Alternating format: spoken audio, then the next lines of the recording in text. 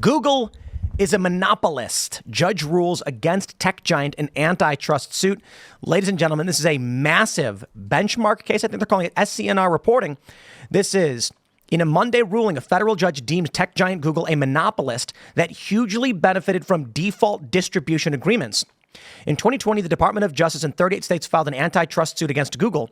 The suit alleged the company had violated the Sherman Act, which was established in 1890 to promote fair competition and prevent monopolies. Judge Amit P. Mehta of the U.S. District Court for the District of Columbia ruled that Google has illegally monopolized internet search and ad markets during the past 10 years. After carefully considered and weighed the witness testimony and evidence, the court reaches the following conclusion.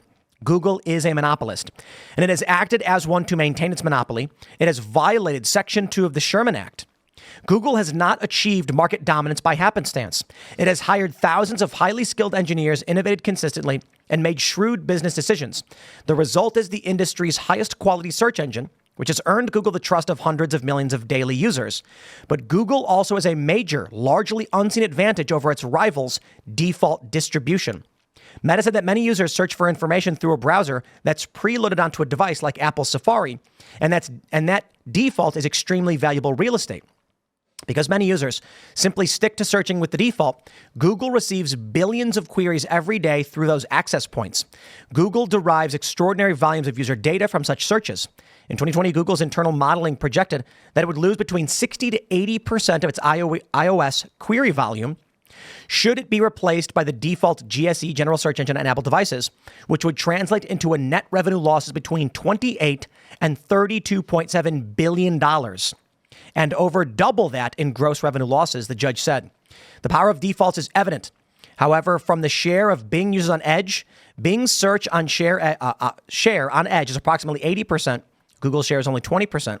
Even if one assumes that portion of those Bing searches are performed by Microsoft brand loyalists, Bing's uniquely high search share on Edge cannot be explained by that alone. The default on Edge drives queries to Bing, et cetera, et cetera. There's a lot more here, but this is massive because I'll explain what I understand about the YouTube end for you guys. YouTube is a video host, video distributor, advertising marketplace, advertising distributor. By combining all of these things and subsidizing video hosting through their advertising agency, they own the market. It is extremely difficult for Rumble to be able to get the level of ads on their platform because YouTube basically functions as a default. They have everything. One-stop shop of all the markets combined into one. Now, people in the past have talked about breaking it up and what would it look like. How about this? YouTube can host your video and your video can appear on the front page, but no algorithm or transparent algorithm. Or how about this? Reverse chronological subscriber-based front pages. You subscribe to a channel, the front page will only show you the latest posts from only channels you've subscribed to. That would be great. Well, YouTube doesn't like it because YouTube wants discovery. I don't like discovery. I just want to see what I subscribe to. That's why I subscribe to it. Yep. And so that would rely more on sharing and word of mouth and advertising, which is the normal way to do things. What's happened now is people are like, I subscribe to Timcast IRL. I watch every single night and it's not on my front page and it's difficult to find. I go to subscriptions. I go to that tab. Not even a guarantee. Yeah. Even my own mom was like, one day I went to find the show, wasn't on the front page, went to youtube.com/Timcast IRL. The video wasn't there. And she's texting me like, is the show not live? While we're live. And then she's like, for some reason, it wasn't displaying. It's because Google wants to control what you watch, what you think about, because, well, they have the entire access. By controlling revenue for the user, because they control the ad space, they can make you say what they want to say. It's one thing if they say, hey, we don't allow certain things on our platform because personally we don't like them. What they're actually saying is, we don't allow you to say certain things because the advertisers get mad. Whoa, whoa, whoa. We've got, so we use Rumble distribution for our video hosting on timcast.com. There's no rules. Mm-hmm. Why? Because we're paying for a service for them to host it. There are rules, don't get me wrong. It's like, don't do illegal things. Yeah. But they don't tell us what we can or can't say because we're just paying customers. By YouTube combining all of this, they've created a system where you can't host videos privately. You can't even, if you take a video down, they can still give you a strike over it because they've combined the whole thing into one. Look, I think it should be broken up. I think ad sales and ad delivery should be completely separate from YouTube's video and delivery, but they're all one big company. So this is one of those areas where, as a free market, I've always been a free market purist, right? And so I've always wanted the market to be as free as possible. And if you do the best job, then why can't you grow to a certain degree of market share? Like, why can't you do that? Like the biggest historical example was always Standard Oil. Everything got cheaper the bigger Standard Oil got, right? There was never this point where they cornered the market so entirely that they just raised prices when you had to do it, right? They just did the best job. But this is also an example of me becoming so frustrated with the left, with the way that they operate, with the way the government actually manipulates markets, that I've gotten to a point where it's like, you know what? I've had my problems with the Sherman Antitrust Act and how it's affected and how politicians will actually manipulate it to try to get campaign donations out of companies so they don't get investigated by Congress. But I'm also at a point where it's like, screw you guys. Screw you guys. Like, I am so tired. I am so tired of you pretending like you're operating within the free market, when in reality, what you do, especially a place like YouTube or Google, is you say we're just a platform. And then you operate like a publisher in order to, manipulate the markets the way you want, or to manipulate information the way you want. And then the moment you get called on it, you come back, no, we're just a platform. But let's even separate this. Yeah. I don't care if the only search engine anyone wants to use is Google. Mm-hmm. If everyone in the world was like Google wins. They own search 100%, fine. They've combined advertising, distribution, hosting, all into one. So YouTube is the second biggest search engine in the world. If you want to argue that it's not a monopoly to have the biggest search engine, I don't care. But then when Google defaults their own ad delivery, ad sales, and combines all of it into one, now you can't compete at all with anything. So it used to be that if you were on TV, there were multiple advertising agencies. You'd go to one that you thought would do the best job and get the best prices. You went to one because they negotiated better deals. They did bigger packages. So then when they got you on TV, it was a little bit cheaper because they have an existing relationship. Or you could be like, you know what? You guys were really bad. Your ads sucked. I'm going across the street. Now it's just Google. Because if you want to sell, it's going to be Google ads or YouTube ads. That's where people do everything. I mean, massive spending on social media. YouTube is running all of it in one. You break those apart, let it be its own company, and then what do you end up having? If Google AdSense or AdWords are like two different things, if they were separate companies, they would not be saying, we only deliver to YouTube. Mm-hmm. That's a ridiculous thing, right? Mm-hmm. You'd go to a digital ad distribution and say, where will you distribute my content? And they'll say, here's a list of online video distribution sites that we sell to. It includes YouTube, it includes Vimeo, it includes Minds, it includes Rumble, it includes BitChute, it includes X. And here are the rates per platform. You could then be like, I trust you to algorithmically or through a human, here's my budget of X amount of dollars per month, distribute them where most effective. And if then they came back and said YouTube's most effective, I'd be fine with that. Mm-hmm. Instead, you go to Google Ads and it's like, it's YouTube. What else do you want? And you're like, that's it? You got to go individually. The same thing's true for X. Their distribution, hosting, all these platforms are combining all of these things. The issue, I suppose, is that Google owns all of it and has effectively shut out the rest of the market, causing problems for anyone who tries to get into the space. If you're a Rumble, you're struggling to deal with the costs versus how much you can make because everyone just goes, YouTube. Rumble needs creators. They need content. How do they compete? Sorry, Google subsidizes their video distribution and ad marketplace. So you cannot compete. Then they get default on all the mobile devices. You cannot compete. That is the problem. Yeah, that is a problem. How did they get default on all the mobile devices? They were paying for it, right? I don't know if I don't know exactly. It was also market demand. Well, it's. I don't think they were. They were like the only one for. I don't know that they were default on Apple always. I think they weren't super big. Apple was like, I think when YouTube gets on Apple, like you boot up the phone, YouTube is there. But Maps, I don't think was. Apple created their own Maps. That's right. But Android was Google. Mm-hmm. So you booted up an Android device and it's got the Google Play Store. It's Google's Play Store. They've created another marketplace. Now, Google Android products are better. You can still go to a website and download an app. Apple's really bad. Mm-hmm. And so the App Store controls everything. And they've got the money. Yep. And they got a massive control on the market. This is also another thing that ends up happening, though, right? And this is where, again, this is where I become more sympathetic to the idea of something like antitrust law coming in and preventing something. It's not when somebody provides a service incredibly efficiently and effectively so much that customers want it. Like, I don't believe we should deny customers access to something when they want it a certain way. The problem that I have, though, is that what a lot of these companies end up doing is not just, what do you call it when you pretty much inline all the services? I forget it. But anyways, it's the idea that they then take anybody that begins to compete with them to court. Right. And they start using basically lawfare in order to prevent anybody from standing up because you just can't afford to keep hiring lawyers. And that's the part where I get very, very frustrated with, again, bigger companies that are trying to prevent their competition. Or what they do is they go to the government and they engage in, they're the ones that write the legislation.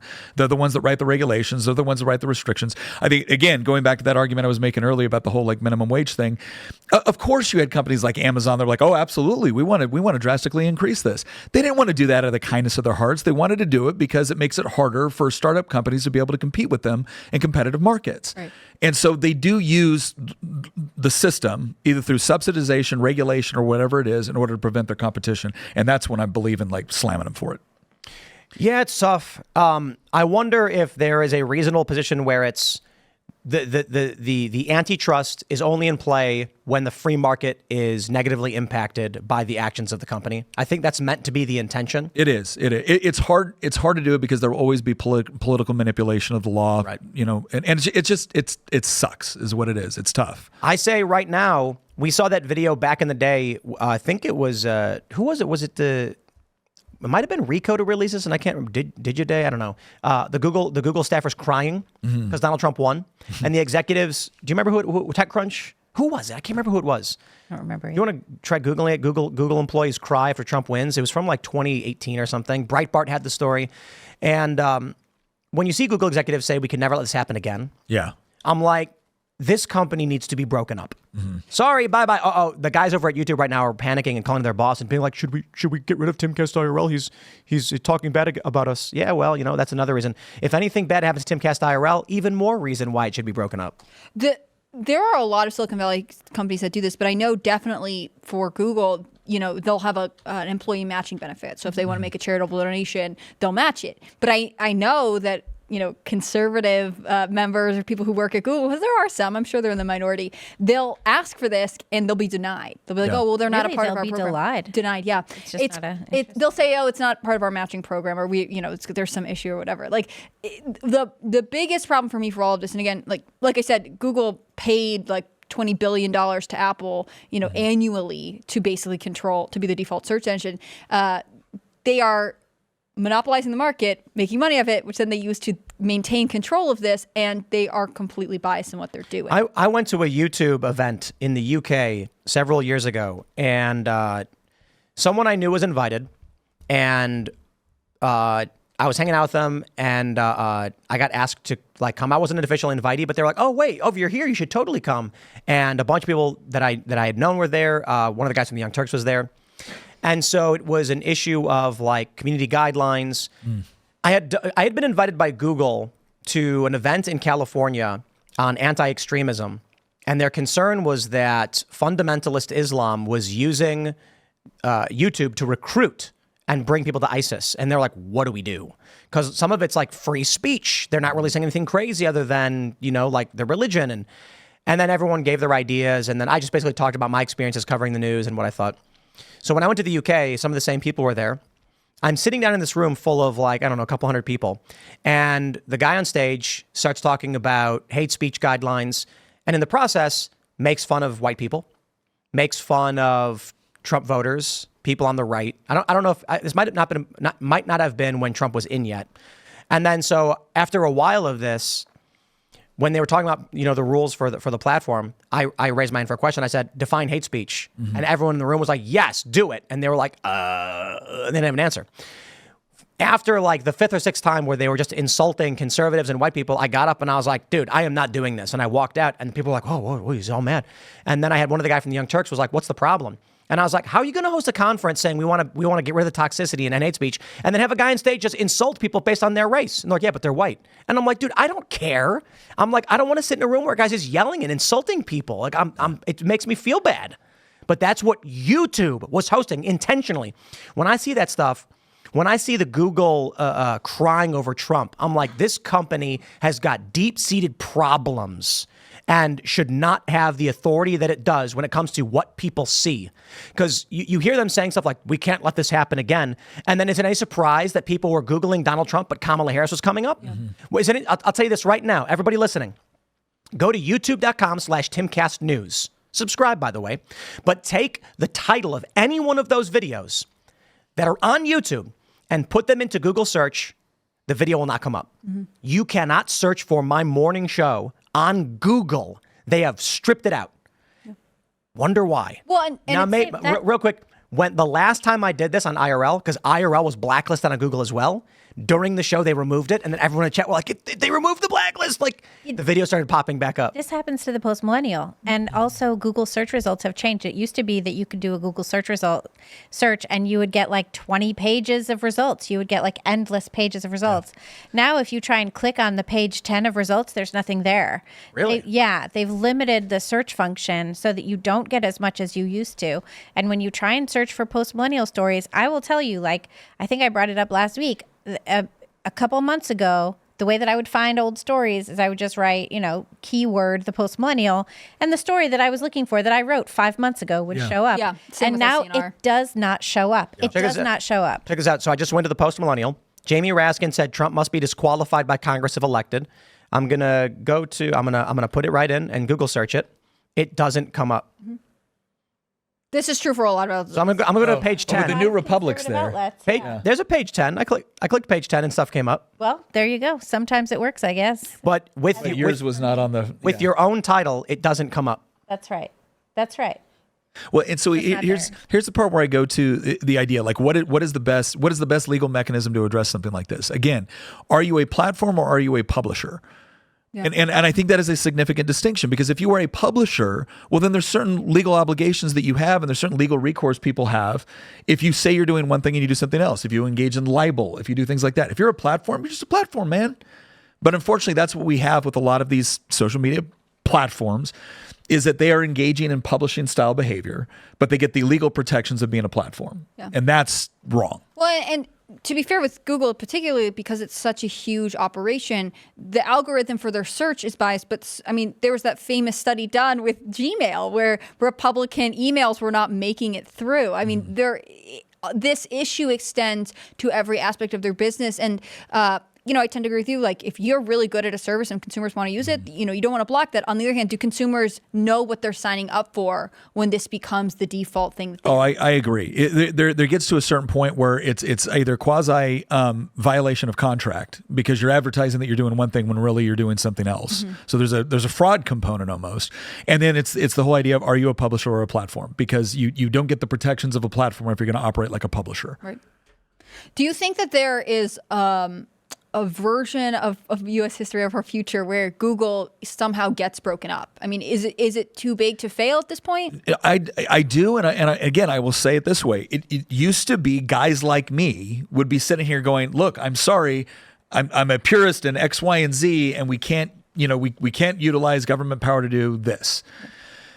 But it's gotten to the point where I'm tired of getting punched in the face constantly. I'm tired of saying, actually, you said something that really stuck with me. I've repeated this a lot. And it was the whole concept of like freedom of speech. Do you believe in protecting freedom of speech? My answer is absolutely. And then you said, like, you know what? I used to believe the same thing. I will support your right to freedom of speech no matter what. Now I will support your right to freedom of speech provided that you believe in protecting people's freedom of speech. If you don't, well, then I'll be happy to respect your wishes and not protect yours, because that's where we're at right now. You don't get to use the same principles and ideals to slam me with it and then use it as protection for yourself. But specifically, if I say I think the income tax should be abolished, and then someone else comes to me and says, well, I think the income tax should be 90%. That's fine. That's free speech. If I say I don't like the income tax, and then you say I think you should not have a right to speak at all. Yeah. That's anti-free speech. Yes. I don't support that. And people, for a long time, these classical liberals were like, well, if you think these people who think hate speech should be banned, that's free speech. We should respect it. No. I look at it this way. You shouldn't shoot anybody. Just don't do it, right? But there are exceptions in the law when you are allowed to. That is, someone tries to shoot you. I view almost all of our rights similarly. If someone is using the power of speech to try and strip our rights from us, our right to life, liberty, and the pursuit of happiness, I'm under no obligation to defend their right to do that. If they are advocating for policies which I disagree with, which are getting close to the line, but it's really just a policy decision, and it's difficult, well, then that's free speech, and I give a wide berth to that. But specifically, and only specifically, if someone is saying you should not be allowed to express your opinions, then I say I will. Then I will oblige you, and when they censor you, I will clap for you. Yeah. You advocated for this policy. I thought it was horrible. I thought it was a bad idea. I didn't think you should be advocating for that, but you did, and now you want me to come and defend you for it? When you would have used that same power to come after me? Thanks for watching this clip from Timcast IRL. Make sure to check out the live show Monday through Friday at 8 p.m. on this channel. Subscribe and we'll see you all there.